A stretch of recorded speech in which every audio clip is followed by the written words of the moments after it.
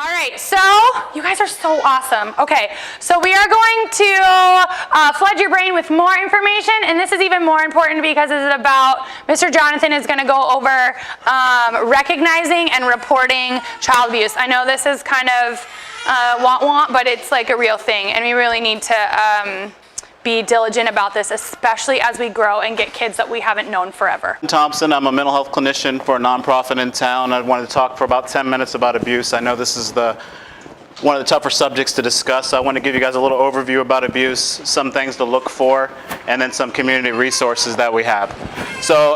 And I'm going to be focusing more on child abuse, just so you guys are aware. So just very briefly, it wasn't until 1873, and this young girl, her name was Mary Ellen Wilson, and basically she was being abused by her family, and they had to go to the local ASPCA. And this is part of a larger presentation I normally give about recognizing abuse, but just understand that it wasn't until 1873 that this happened, and that there's studies that show that the abuse of animals leads directly to child abuse. And so if you guys have any other questions about that, it's in the resource section. We can talk about that a little bit later.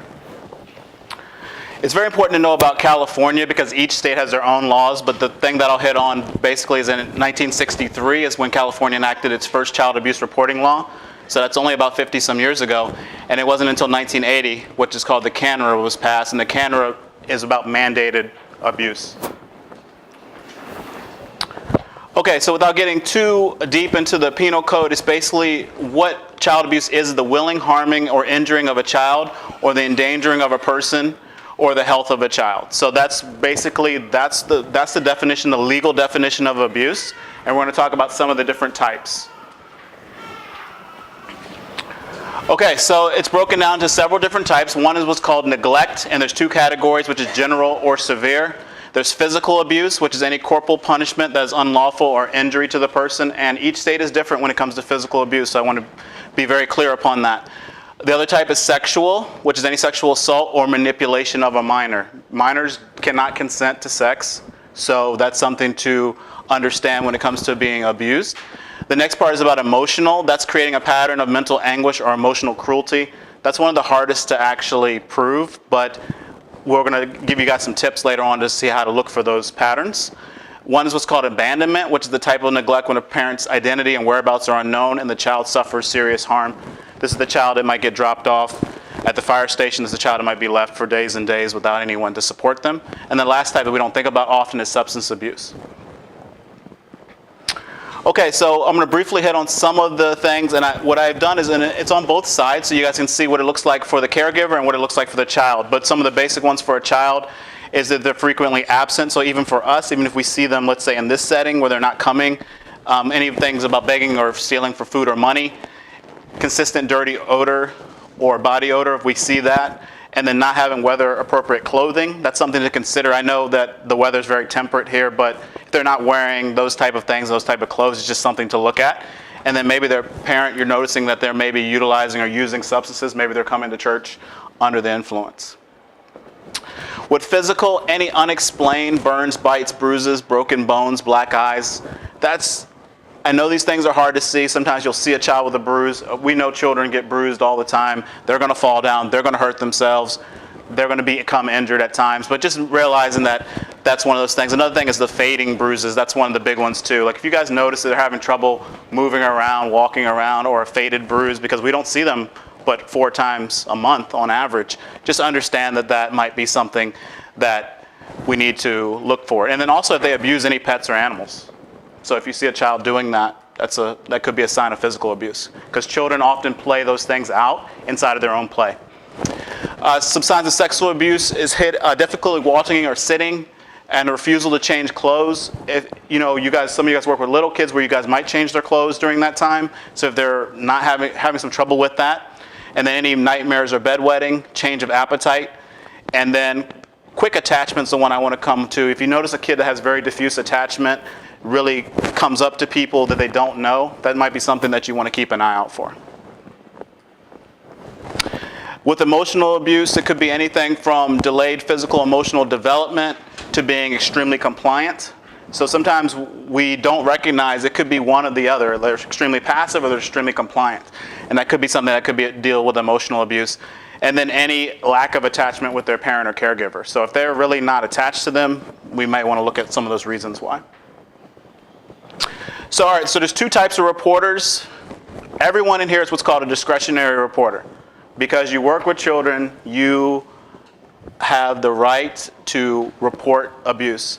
I and a few other people in here are what are called mandated reporters. That means I have to report any sign of abuse, because then if I don't, then I fall into legal issues. All right, so who are required? Anyone who has regular contact with children, that's us. Any healthcare professionals, any civil servants, and then other people, including animal control, clergy, and IT professionals. So when and how to report, this is huge. You have to know or reasonably suspect. That's it. It's not your job to investigate. You don't have to ask any questions. Just if you know or reasonably respect, please report. So here's the when and how. And I provided that, so you guys have that information for Child Welfare Services. The number for the Sheriff Dispatch, 911 is always one. Emergency room, they have to report. So if they come in with an abuse claim, they'll have to report as well. But if you're the first one to find out, you have to report. You don't go tell someone else for them to report, you have to report. So it breaks down to two parts. You can call the number, and then within 36 hours, for everyone in here who's mandated, they have to fill out what's called a SCAR, which is a suspected child abuse report. If you're a discretionary reporter, you call, and then you don't have to file the other report because you're not mandated to. They'll take over from there, just so you guys know. And then it can be emailed or faxed for those who are mandated reporters. So the last part, this is really important. When a child does share with you about abuse, that means they felt comfortable with you. So the first part is you want to avoid any denial. So just respect the child by listening, taking it seriously, and no judgment. Next thing is providing a safe environment. Make sure the setting's confidential and comfortable. Don't express panic, shock, or dismay. If you come and you're overflowed with emotion, they're going to shut down. And it's going to be very hard for the person who does what's called forensic interview to get that information, because they may only share that once.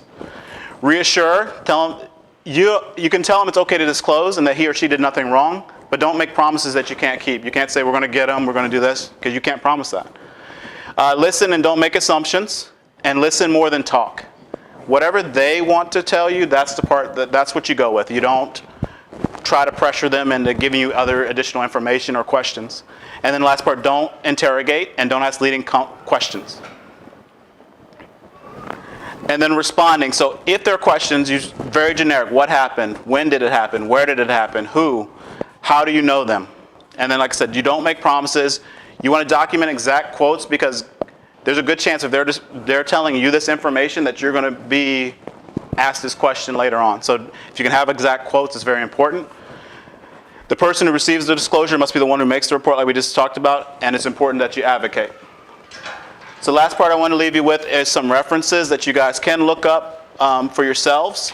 Like I said, very interesting about the American Humane Society and how animal abuse is related directly to child abuse, and then information for child welfare services here in town. And I'll be here for a few minutes afterwards, so if you guys have any questions about it, you can feel free to come talk with me. Thank you. If someone does suspect something, what's the first thing? Should they come talk to you or Jonathan? So since you guys are discretionary reporters, right, they can go to a mandated reporter. They're welcome to make good, I mean, obviously I don't want to know, need to know. So yes, come to me. But you also can, they also can make the claim if they want. But I will make it for you, correct? You can make the report as a discretionary reporter, and you can just make that call. It's actually very easy for you, because actually after you make the call, you're done. So whereas a mandated reporter, I have to file paperwork, I have to follow up. So it's a little bit different for me. But if you are the first person again to get the admission, you're the first to file the report, even as a discretionary Yeah, reporter. but definitely come to me, please. Yes, Mr. Dees. I just wanted to add too, I work with Jonathan and he has a really great resource for this, but it can be really scary to make the report, but it's not always a scary thing to get. Sometimes families just need extra resources, and by making that call, you can be connecting them with that.